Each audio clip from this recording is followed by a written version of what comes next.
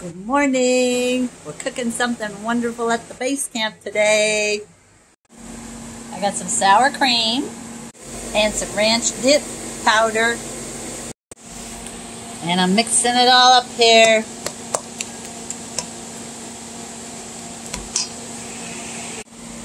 And this is the tomato from the garden that the birds did not get. And it is delicious. Okay, so here is the harvest of my lemon balm. And as you can see, it has little brown edges around the leaves. And that's because it's been incredibly hot. So, I don't know if I'll plant this next year or not. We'll see. I'm going to take this amount up to the mountains and see if it will repel insects. That's what it's supposed to do.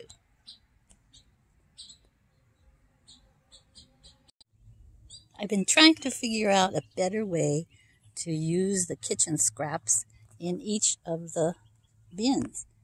So I thought of this idea, taking a milk carton, cutting it in half, putting a rock in there so it doesn't blow away, and then throwing all the kitchen scraps in there. And I'm watering it every now and then. We'll see how that works. I've also got one in this other pot.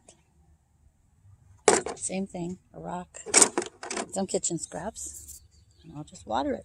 If the bugs go in there and eat it, okay. If the birds get in there and eat it, okay. But I know it's so good to have water that's flowing over kitchen scraps to water the garden. So here's the next pumpkin I'll be harvesting.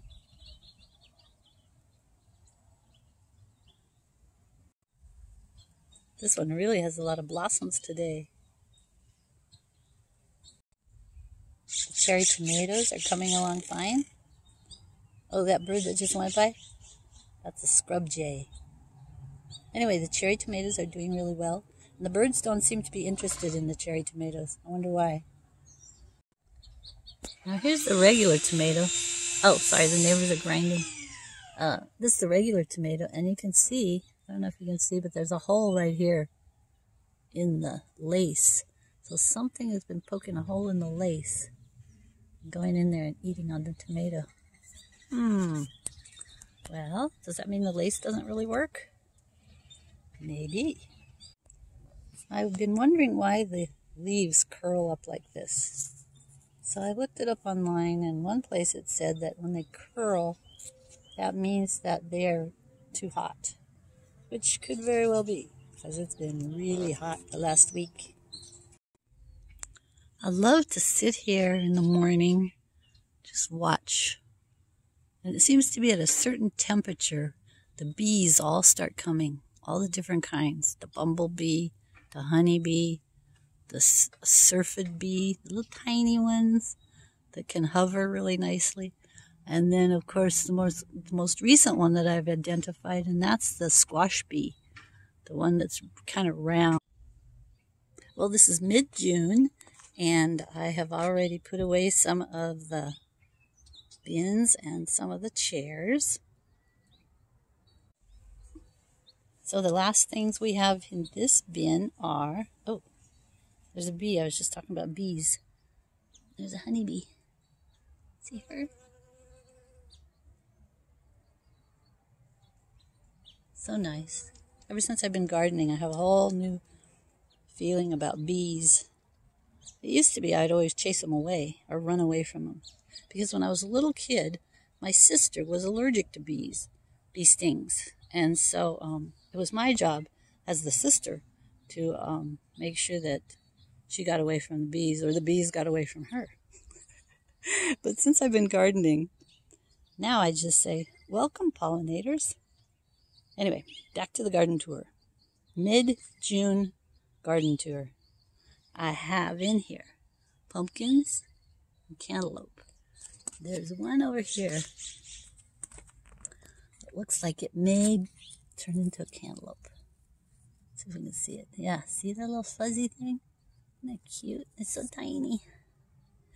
And then in the next one here, I have one of my prototype drip irrigations. Oh, there's the bee again. See if I can catch her again. She's down in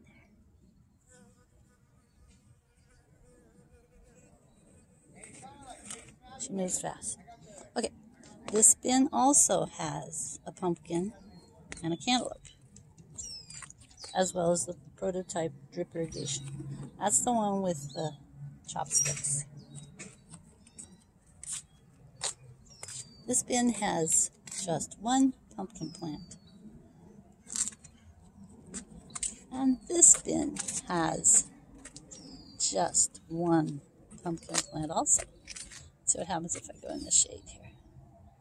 There. And that's about it. That's about it for the mid-June garden tour.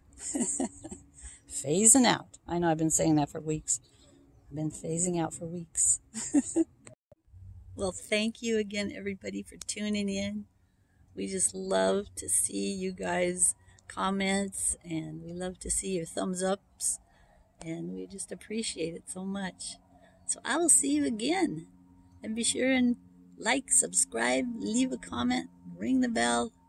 And Jesus said, anybody who comes to me, he will in no wise cast out.